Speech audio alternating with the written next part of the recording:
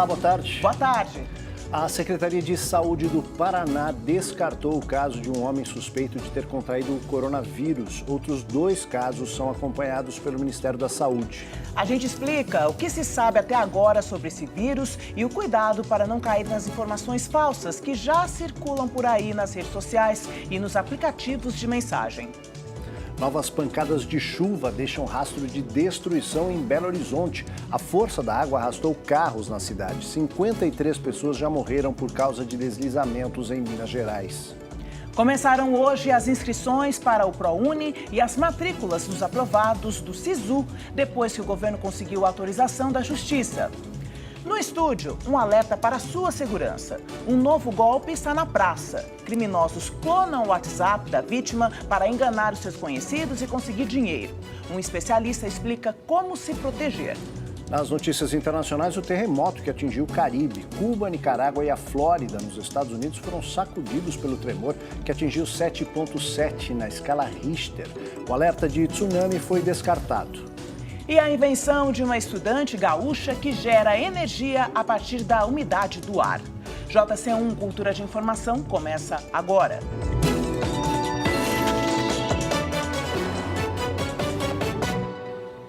A Secretaria de Saúde do Paraná descartou o caso de um homem suspeito de ter contraído o coronavírus. O Ministério da Saúde monitora outros 2 casos. O secretário estadual de Saúde do Paraná, Carlos Alberto Preto, anunciou em coletiva hoje cedo que foi descartada a suspeita de coronavírus no paciente que passou pela China e que está internado em Curitiba. O secretário disse que surgiu um caso de uma mulher de 23 anos que também passou pela China com sintomas leves e já fez exames, mas segundo ele, tudo leva a crer que não se trata da doença. O Ministério da Saúde monitora outros 2 casos, um homem de 40 anos no Rio Grande do Sul e uma mulher de 22 anos em Belo Horizonte. Coronavírus é o termo usado pelos cientistas para um vírus contraído a partir de um animal.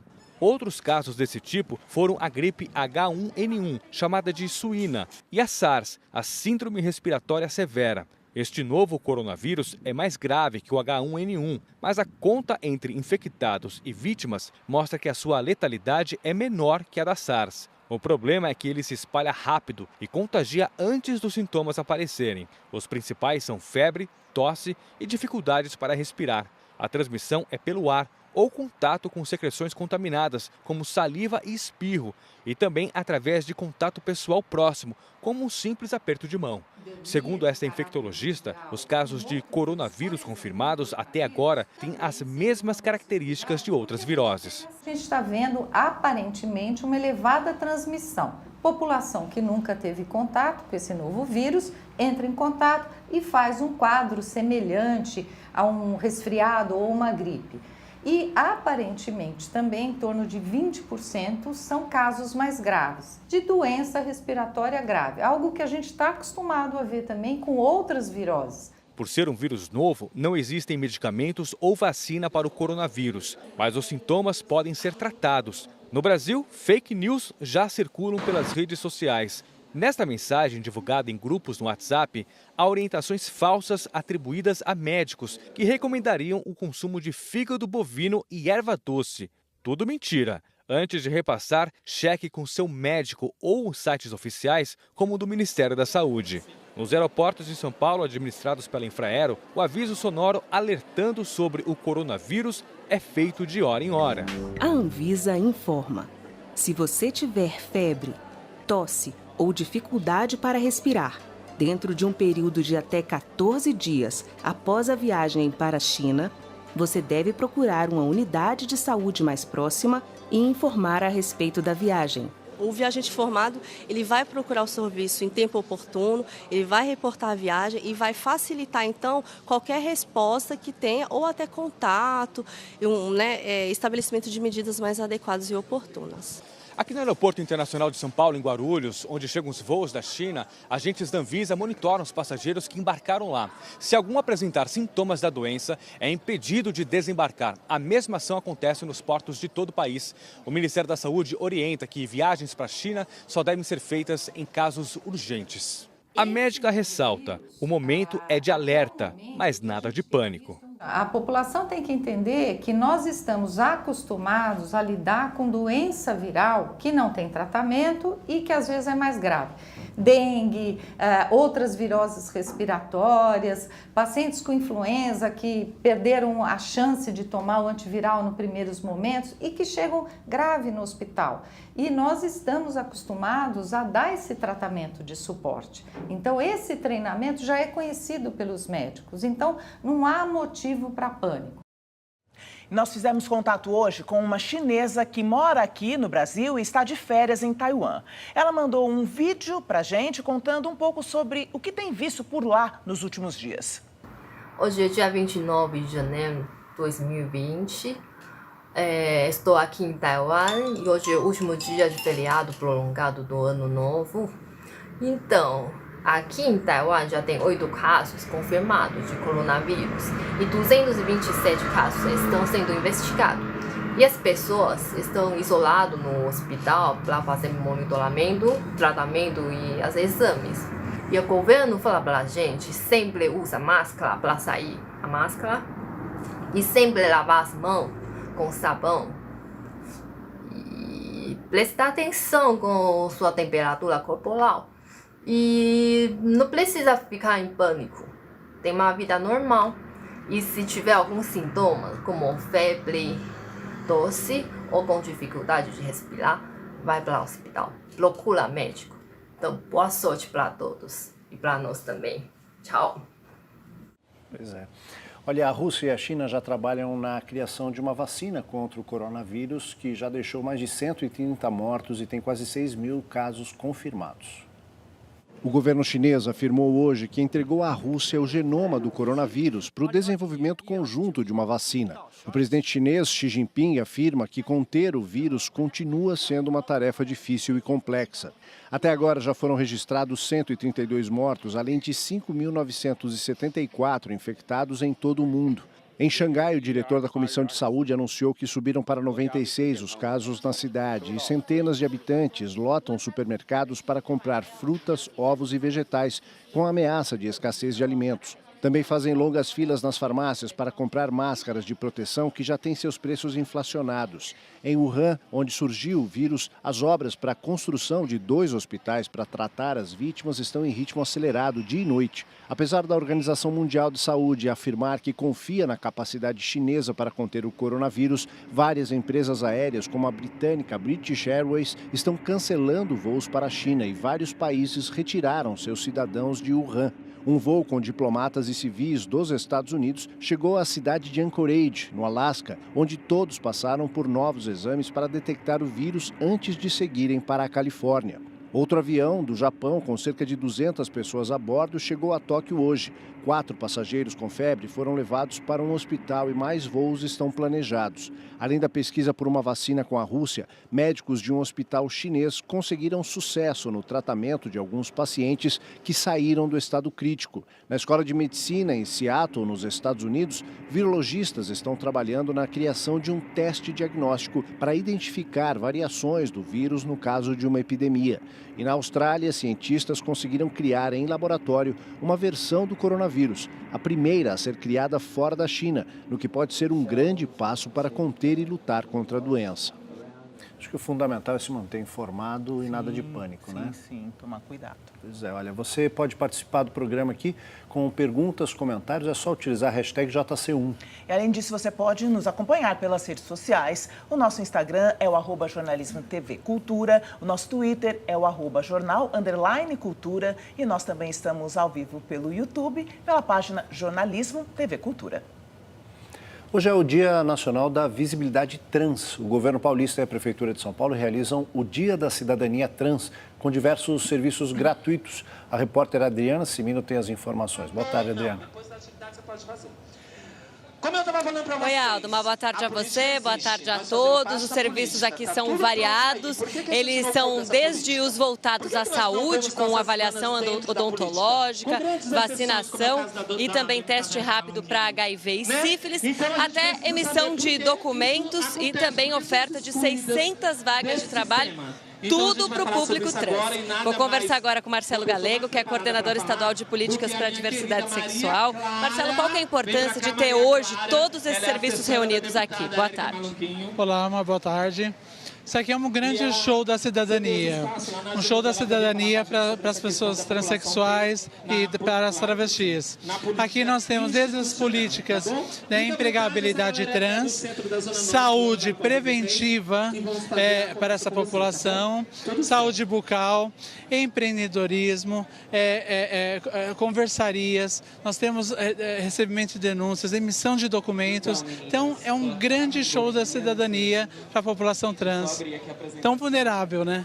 Tá certo, muito importante. Obrigada pelas suas informações, viu, Marcelo? Essa ação, ela acontece até às 4 da tarde de hoje. Todos os serviços são gratuitos e quem quiser vir aqui buscar emprego só tem que lembrar de trazer RG, CPF e uma foto 3x4. Sou a primeira travesti do curso de pedagogia da Universidade Federal de Pernambuco. Obrigado pelas informações. Além de garantir direitos, combater o preconceito, né? Obrigado. O STJ libera a divulgação da lista do SISU e candidatos têm a partir desta quarta-feira para fazer a matrícula ou se inscrever na lista de espera. Com a decisão da Justiça, o MEC também liberou as inscrições no ProUni. A publicação da lista no site do SISU, que seleciona candidatos a universidades federais com base nas notas do Enem, só aconteceu ontem à noite, depois que o Superior Tribunal de Justiça anulou uma decisão da Justiça Federal de São Paulo que proibia a divulgação. Pelo cronograma original, que foi mantido, os estudantes selecionados têm entre hoje e o dia 4 de fevereiro para fazer a matrícula ou se inscrever na lista de espera. Os candidatos da lista de espera podem ser chamados entre os dias 7 de fevereiro e 30 de abril. 1.800.000 estudantes se inscreveram este ano para disputar as 237 mil vagas oferecidas pelo SISU em 128 instituições de ensino superior. Com a decisão do STJ, o governo também abriu as inscrições para o ProUni, que oferece 250 mil bolsas em faculdades particulares. O prazo para inscrição no ProUni foi ampliado em um dia e vai de hoje até sábado. A fila do INSS derruba o presidente do órgão, que pediu demissão depois de permanecer pouco mais de um ano no cargo. O substituto será o atual secretário de Previdência.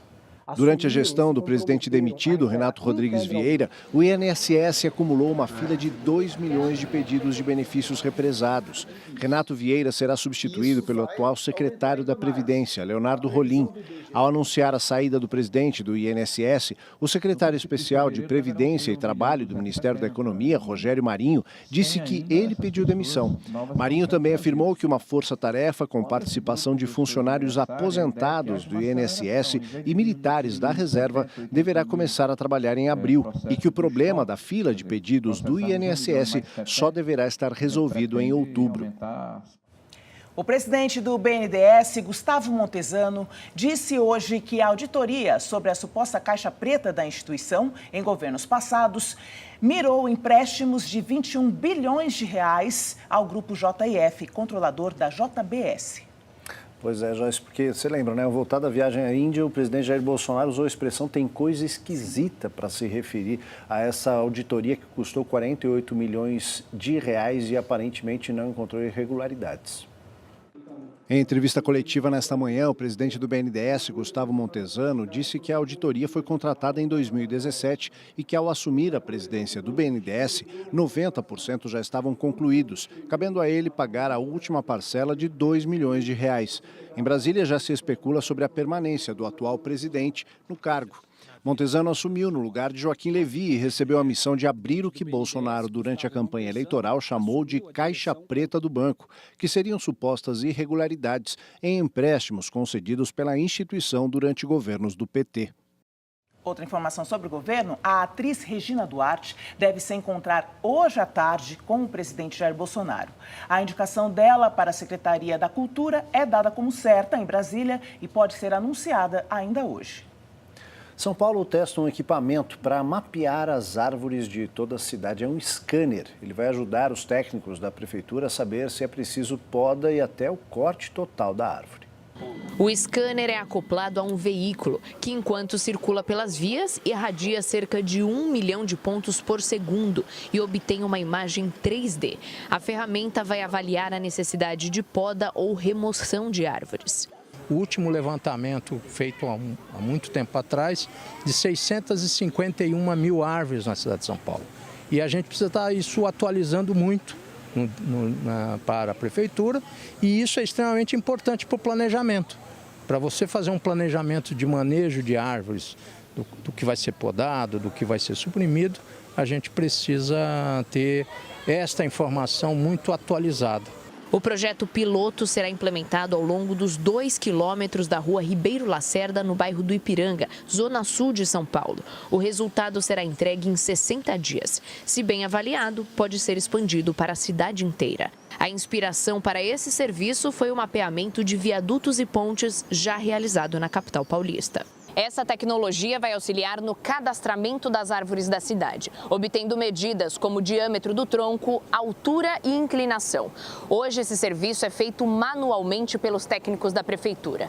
Essa ferramenta não dá informações sobre o estado das árvores. Eu acho ótimo que a prefeitura comece a se preocupar em cuidar das nossas árvores, a contabilizar nossas árvores. Agora, o que me preocupa é que ao longo dos últimos anos, a gente vem assistindo lançamentos de projetos para cuidar, para contar as árvores, alguns até com instituições sérias como o IPT, e que não vão adiante de algumas ruas ou um bairro da cidade.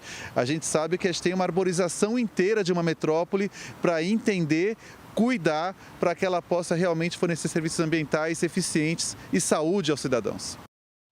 E as chuvas continuam provocando estragos em Minas Gerais. Ontem voltou a chover forte em diversas cidades. E em 6 dias, 54 pessoas morreram no estado.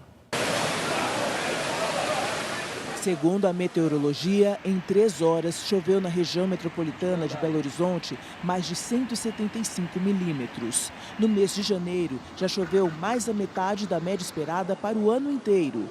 As fortes chuvas de ontem se concentraram nas regiões centro, sul e oeste da capital mineira. Neste shopping, o teto de gesso caiu. Pela janela de um restaurante, os clientes observaram assustados carros sendo arrastados pela força das águas. Essa cena se repetiu em vários pontos da cidade. Um homem morreu soterrado em Nova Lima, região metropolitana de Belo Horizonte. As chuvas também atingiram outras cidades mineiras. No leste do estado, o Rio Doce transbordou na altura da Caratinga. Em Governador Valadares, as chuvas deixaram a cidade alagada em diversos pontos. A Defesa Civil estima em mais de 30 mil o número de pessoas que tiveram que deixar as casas por causa dos temporais. Mais de 100 cidades mineiras estão sob estado de emergência. A previsão da meteorologia é que as chuvas continuem hoje em Minas Gerais. Para outras notícias nacionais, a Prefeitura de São Paulo e o Governo Federal fecharam uma parceria para recuperar o terreno de um prédio que desabou no centro da capital. O acordo prevê a transferência da propriedade do terreno onde ficava o edifício Wilton Paes de Almeida da União para a Prefeitura paulistana. Um incêndio causou o desabamento do prédio em 2018, que ficava no Largo do Paissandu. Segundo a Prefeitura, um edifício de moradia popular de 14 andares será construído no terreno. A transferência será feita por meio de uma doação. Técnicos do Ministério da Agricultura identificaram a contaminação em mais 10 lotes de cervejas produzidas pela Baker. Depois da perícia feita ontem, já são 41 lotes contaminados em 10 diferentes cervejas produzidas pela fábrica de Belo Horizonte. Do final do ano passado até o momento, foram registrados 28 casos suspeitos de contaminação. Uma morte foi confirmada por intoxicação e outras 3 estão sendo investigadas. A Baker está fechada e os produtos só serão vendidos após liberação do Ministério da Agricultura. Em Passo Fundo, no Rio Grande do Sul, um homem morreu dentro de uma agência do INSS. Renato Sutil, de 59 anos, esperava por uma perícia quando passou mal e morreu. O paciente, que sofria de diabetes, viajou 100 quilômetros para realizar o exame. A causa da morte está sendo investigada. Uma estudante universitária gaúcha descobre uma maneira barata de coletar a energia que está em partículas no ar e transformar em eletricidade. A estudante Kelly Moreira faz pós-graduação em Química na Universidade Federal de Santa Maria, no Rio Grande do Sul, e com sua invenção foi premiada no Congresso de Materiais no ano passado. Juntando vários pequenos quadrados de papel pintado com grafite, ela conseguiu coletar moléculas da água presente na atmosfera na forma de vapor e criou uma bateria capaz de acender lâmpadas de LED. O fato de sair da teoria e aplicar da prática, acho que é a parte mais complicada de uma pesquisa científica. Então, quando isso ocorre, é muito gratificante. O trabalho de Kelly foi orientado pelo professor Tiago Augusto. Ele diz que coletar energia do ar é um sonho antigo, mas avanços recentes têm permitido explorar essa possibilidade. O grupo de pesquisa já tem um pedido de patente da invenção e a energia coletada com esse trabalho supera todas as pesquisas correntes na área, tanto em energia coletada quanto em preço. Hoje, com o desenvolvimento do mestrado da Kelly, a gente consegue energia suficiente assim, para acender 50, 60 LEDs a cada 10 segundos. É uma energia considerável, aí, barata, livre. O trabalho de mestrado de Kelly teve colaboração da Unicamp, onde ela fez um breve estágio para entender como conseguir o carbono feito a partir do grafite, que é material fundamental da invenção de baixo custo que pode ser utilizado em comunidades pobres. Bacana. A gente vai para um rápido intervalo. A pesquisa revela que o apoio do brasileiro aos valores democráticos aumentou. E as reações ao plano de paz para o Oriente Médio proposto pelo presidente dos Estados Unidos, Donald Trump. A gente volta já.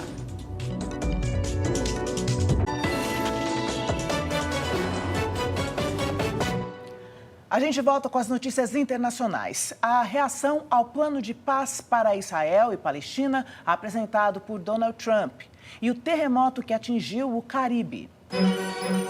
O sul da ilha de Cuba, o noroeste da Jamaica e outras regiões do Caribe sentiram a força de um terremoto de magnitude 7,7, que teve risco de um tsunami que felizmente não aconteceu. Em Miami, trabalhadores saíram dos prédios após o tremor que aconteceu às 2h da tarde locais.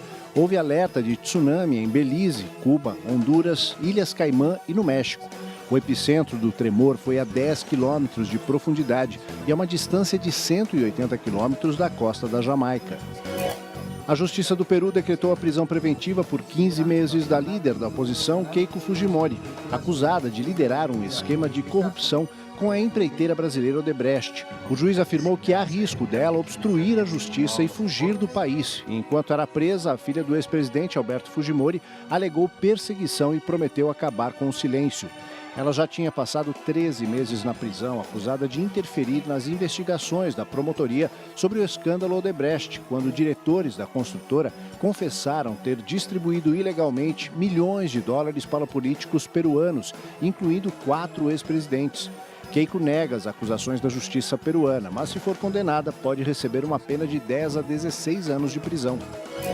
Num evento na Casa Branca, o presidente dos Estados Unidos, Donald Trump, ao lado do primeiro-ministro de Israel, Benjamin Netanyahu, propôs a criação de um Estado palestino como parte da solução para a paz no Oriente Médio.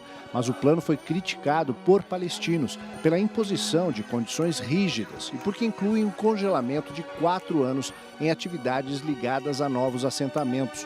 O presidente palestino, Mahmoud Abbas, atacou o plano chamado de Acordo do Século como o tapa na cara do século. O grupo militante Hamas, que controla a faixa de Gaza, afirmou que vai enfrentar as propostas de Trump, que considerou agressivas e que podem gerar graves consequências na região. O apoio à democracia cresceu no país. Uma pesquisa feita no final do ano passado e divulgada agora mostra que o brasileiro defende cada vez mais os valores democráticos. E nós fomos às ruas para ouvir a opinião dos paulistanos. A redemocratização do Brasil aconteceu há pouco mais de 31 anos. Eu acho que o governo militar, que foi passado nosso, ele teve o seu passado na década de 60, início da década de 70. Nós já superamos isso. Acho que está precisando é isso, uma força maior aqui no país. A senhora acha que funcionaria mais com os militares do que com os Eu acho que sim, acho que sim. Está tendo muita corrupção. Opiniões como essa última têm ficado menos frequentes no último ano. A pesquisa A Cara da Democracia no Brasil perguntou se um golpe militar se justificaria diante de alguns cenários. No caso de muita criminalidade, o apoio caiu 13 pontos de 2018 para 2019. Houve queda também para a hipótese de muita corrupção, de 47,8% para 39,2% em um ano. Quanto mais se experimenta a vida no regime democrático, mais você sabe dos riscos, mas também aprende com as vantagens. Apesar da preferência à democracia ter crescido de 57% para quase 65% em um ano, 2 em cada 3 brasileiros estão insatisfeitos com ela. E isso está mais ligado às fragilidades atuais de instituições como o Executivo, o Congresso e o Judiciário, do que ao regime democrático em si. Como nação, nós temos uma experiência muito recente da democracia e isso já refletiu num apoio majoritário da população ao regime. Então, o aperfeiçoamento do regime depende de um compromisso contínuo e de uma participação contínua da população na vida política do país. Apesar dos problemas que precisam sim ser enfrentados, a democracia ainda é o único tipo de governo que garante a participação popular.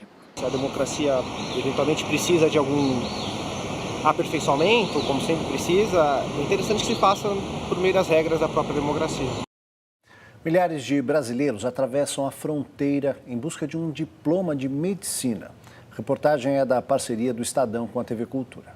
Abrir faculdade de medicina na fronteira, galinhas dos ovos de ouro. Todos querem. Na minha turma de 7º semestre agora, nós somos em torno de 50 alunos e 100% deles são brasileiros, né? Nós estimamos aproximadamente que são 12 mil alunos brasileiros estudando aqui. Decidi vir atrás de um sonho, né? Acho que esse é o principal objetivo de que os brasileiros decidem sair das suas casas para vir para cá. No Brasil, a gente sabe o quanto a concorrência é grande. No Brasil, era de 5 a 7 mil reais as faculdades que eu tinha optado. Aqui, nós temos faculdades de todos os preços. Elas variam desde 900 e vai até faculdades que custam 1.900 por mês. Aqui tem. O boom de alunos que teve aqui, ele gerou também um boom imobiliário. Você dá uma volta para a cidade, você vai ver vários prédios sendo construídos, várias kitnets sendo construídas. Nós imaginamos que a gente movimenta mais ou menos uns 35 milhões por mês aqui na fronteira. En el 2009-2010 arrancamos con en total 80 alumnos cuando la universidad empezó a hacer sus inscripciones y ya después fue avanzando. Nuestro boom de inscriptos fue en el año 2017, que se inscreveram mais de 1.000 alunos. Em 2015 para 2016, essa procura aumentou muito. Eu acredito que é porque começaram a formar as turmas de medicina, ou seja, começaram a formar os profissionais e esses profissionais começaram a atuar no Brasil. A universidade invirtió bastante ya sea en marketing.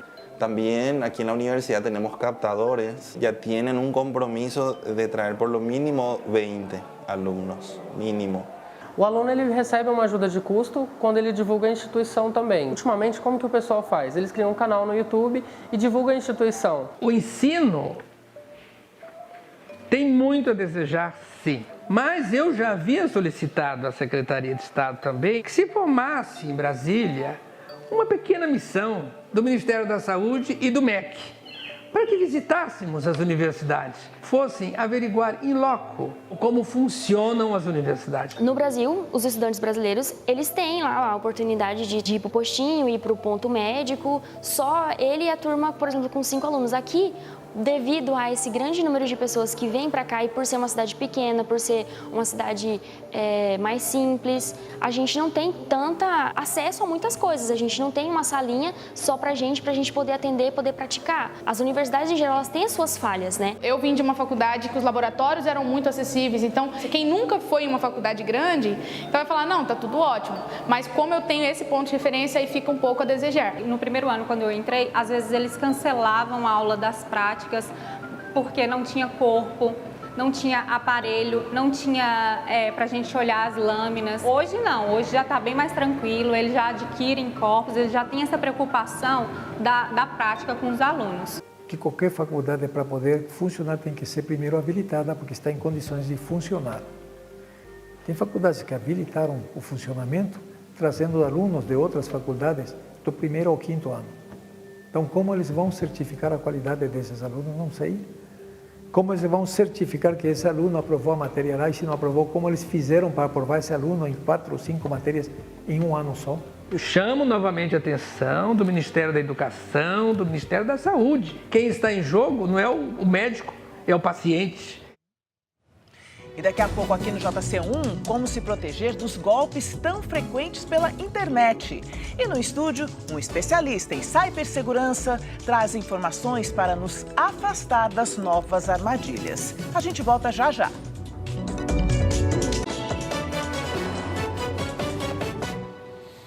Olha, agora a gente faz um alerta. Um novo golpe pelo celular está se alastrando, que nem notícia falsa, mas a cilada é verdadeira. Pois é, o golpista consegue entrar no WhatsApp e sai pedindo dinheiro para vários contatos da vítima. A Elisa estava almoçando com o marido quando recebeu uma ligação que parecia ser de uma empresa de telemarketing. Pensou em desligar, mas o atendente falou em nome de um conhecido dela. Quando ele citou o nome desse amigo, eu parei para prestar atenção no que ele estava falando. E tratava-se então de uma festa que iria acontecer aqui em São Paulo, num hotel renomado de São Paulo. E para confirmar a participação nessa festa, eu iria receber então um código de 6 dígitos, 6 números, que eu teria que confirmar. Ela passou o código e imediatamente ficou sem acesso ao WhatsApp. Porque o que o golpista faz? Ele desvia só o aplicativo para o celular dele. O meu número de ligação continuava o mesmo, para SMS continuava o mesmo, só mesmo o próprio Telegram, que é um outro aplicativo que eu uso, continuava o mesmo. É só o aplicativo WhatsApp que ele desvia. A Elisa tentou fazer o boletim de ocorrência online, mas não conseguiu e desistiu. Ficou 7 dias para retomar a conta. Nesse meio tempo, usou o WhatsApp com o número de um chip pré-pago e novamente foi alvo dos criminosos. Dessa vez, ela gravou a ligação. Para a senhora participar, vai ser gerado o número da sorte e encaminhado para a senhora via SMS. Eu peço por gentileza que a senhora verifique e nos informe os 6 dígitos numéricos da sorte para que podemos salvar em nosso sistema, tá ok? Este está sendo chamado de o golpe da festa. O objetivo do estelionatário ou da quadrilha é clonar a conta de WhatsApp da vítima e depois extorquir dinheiro dos contatos. Ele não tem acesso às suas mensagens antigas, mas ele consegue ver os grupos que você participa e as pessoas que estão naqueles grupos. Então, se você tem um grupo família, obviamente ele já vai identificar quem faz parte da sua família. E daí ele começa a passar mensagens como se fosse você, dizendo assim, putz, sofri um acidente aqui, eu preciso pagar um médico, esqueci de trazer o cartão, não estou conseguindo fazer uma transferência. Você pode transferir para mim rapidinho aqui nessa conta? Eu já te pago amanhã, eu te pago depois de amanhã. Por isso, se cair no golpe, notifique imediatamente amigos e familiares. Solicite ainda a verificação de conta via SMS. Assim, quem estiver usando sua conta será desconectado. Outra sugestão de prevenção que é essencial. Ative tanto o WhatsApp quanto outros aplicativos, tem lá o duplo fator de autenticação, que é uma opção dentro lá das configurações, dentro de segurança do seu aplicativo, que faz o seguinte, ele pede que você crie uma senha sua, que você escolha uma senha que você quer. E daí, quando você for logar no WhatsApp de outro aparelho, além do código do SMS que vem, aquele que a gente já comentou que você recebe, você precisa também indicar a sua senha. Ou seja, não adianta mais o bandido ter só aquela indicação do SMS, ele precisaria saber a sua senha. Saber a sua senha, isso aí. Quem nos traz mais informações sobre proteção na internet é o especialista em cibersegurança e professor da FIAP, Marcelo Lau. Marcelo, bem-vindo, obrigado pela participação no JC1. Boa tarde, Marcelo. Marcelo, a gente viu aí vamos dizer assim, uma sofisticação no golpe. Antigamente se fazia aquela simulação, olha, sou teu filho, estou precisando de ajuda e tal, né? Agora parece que o golpe usa brechas dentro do próprio sistema, é isso? Eu sou da época que haviam golpes, na verdade, trotes, que eram praticados por telefone, fixos, onde as pessoas pediam informações nossas. Agora os golpes passaram para aqueles mecanismos que nós usamos no dia a dia, que é o caso do WhatsApp. Queira-se bem ou não, eu não conheço uma pessoa que não utilize o WhatsApp para fins corporativos ou pessoais. A grande brecha nesse processo é saber que muitos telefones não têm habilitado esse segundo fator de autenticação, que consiste realmente em números que se deve configurar e que de tempos em tempos são solicitados. Esse golpe consiste principalmente no que nós chamamos de engenharia social. A pessoa acredita que aquele criminoso está solicitando uma informação, códigos de verificação, seja para uma festa, para um evento, para uma compra de um produto ou serviço, e a pessoa não se atenta ao ler o SMS enviando os números, o que permite ao criminoso ter acesso a todas as mensagens do celular. E essa seria uma segunda senha, então, né? Que Exato. aumentaria a proteção. Mas, por exemplo, apagar todas as mensagens do celular, as trocas de mensagem, isso aumenta a segurança? Eu, por exemplo, tenho como costume apagar todas as mensagens depois de uma comunicação. Qual o motivo disso? Se um criminoso, por exemplo, vier a espelhar as minhas comunicações no WhatsApp Web ou por um aplicativo, ou vier a tomar o acesso às minhas informações, isso inclui, claro, backup, porque há pessoas que fazem backup de suas mensagens. Então, você pode vir a revelar a criminosos, aos criminosos de outras pessoas que não estão autorizadas, todas as suas comunicações, inclusive toda a sua sequência de contatos e comunicações com familiares, comunicações corporativas e, por que não, dados até de clientes em alguns casos.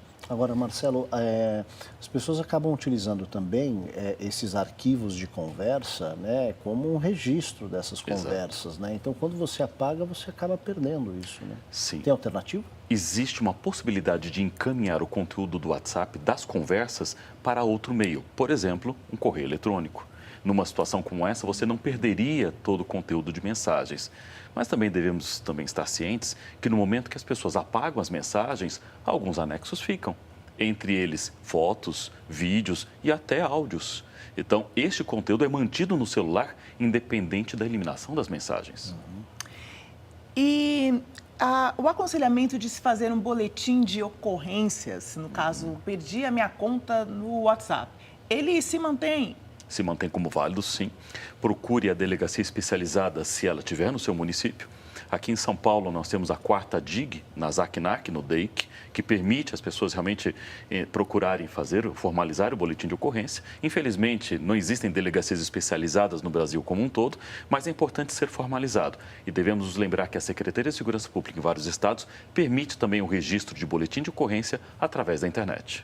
Quando a gente troca de celular, enfim, as pessoas vendem, dão de presente, esse celular acaba indo parar na mão de terceiros. Isso é um risco? Pode ter um risco? Sim, até porque normalmente as pessoas elas trocam de celular a cada 2 anos, 3 anos em média. E em função disso, mesmo que se retorne às configurações de fábrica, muitas informações ficam guardadas lá dentro. No caso do iPhone, normalmente as informações já são eliminadas. Existe algo no sistema operacional que permite a eliminação de vários arquivos. No caso do Android, que é a grande maioria dos celulares, mesmo que você volte às configurações de fábrica, se você tiver ferramentas especializadas que permitam recuperar arquivos, mensagens, textos e tantas outras coisas, infelizmente isso será possível. Então, tome cuidado. No momento que você doa ou vende o seu celular, você também pode estar doando suas informações. Tem alternativa para proteger esses dados? Tem. Existe a possibilidade de você criptografar, ou seja, cifrar o conteúdo do seu smartphone. É claro que isso difere de sistema operacional de cada tipo de smartphone, mas isso é possível. E no momento que você retorna às configurações de fábrica, esse conteúdo estará ilegível, porque a pessoa que tenderá a buscar os seus dados não conseguirá a chave, não terá acesso à chave para decifrá-los. Existe alguma maneira mais segura de se navegar pela internet? Por exemplo, o uso de smartphones, você visitando alguns sites, isso te expõe a um risco maior de ser invadido? Bom, independente de usarmos um computador ou smartphone, chamamos que o smartphone é um computador, queira-se bem ou não. Hoje ele é um equipamento muito mais poderoso do que a primeira nave que levou o homem à Lua. Tinha menos equipamentos informáticos do que hoje o nosso celular. Então, queira-se bem ou não, os mesmos cuidados, como ter um antivírus, tomar cuidado nos links disponibilizados em mensagens, aplicativos que venham até disponibilizados em loja, queira-se bem ou não, não sei se vocês sabem, mas o Angry Birds, por exemplo, que é o jogo conhecido, foi utilizado para espionagem pela Agência Norte-Americana de Inteligência, a NSA. Então, muitos programas, mesmo aqueles disponibilizados em sites conhecidos pela Apple Store, Google Play, podem conter elementos maliciosos. Ter um antivírus é essencial, mesmo que seja um antivírus gratuito. E no caso da navegação, tome cuidado, porque às vezes ao acessar alguns sites, alguns códigos podem ser executados no seu smartphone. O Android normalmente é mais suscetível à execução desses códigos, então devemos tomar cuidado. E detalhe, para quem tem filhos, Tome também e preste atenção em não emprestar o seu celular indevidamente para os seus filhos, pois nós dizemos que isso é uma chupeta eletrônica. Os pais hoje saem para jantar e às vezes emprestam o telefone para os seus filhos, onde isso pode permitir, entre outros, a instalação de programas e aplicativos que podem trazer um mal para o seu dispositivo. Verdade. Além de complicar o relacionamento. A gente já falou disso aqui nessa semana, né? Certamente. Valeu. Marcelo, muito obrigado pela participação Obrigado, aqui no JC1, viu? Obrigada, até a próxima, Marcelo. Bom, estreia hoje a série Retratos da Cidadania, com dicas fundamentais para o seu dia a dia, de cidadão e de cidadã.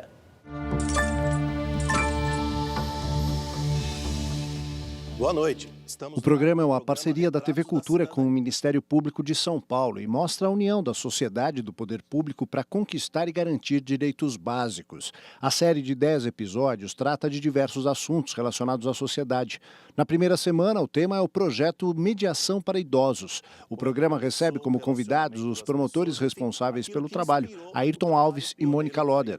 O Retratos da Cidadania vai ao ar às quartas-feiras, 15 para meia-noite, aqui na TV Cultura. JC1 termina aqui. Uma ótima tarde para você. Boa tarde, a gente se encontra amanhã, à 1h. Até lá. Tchau.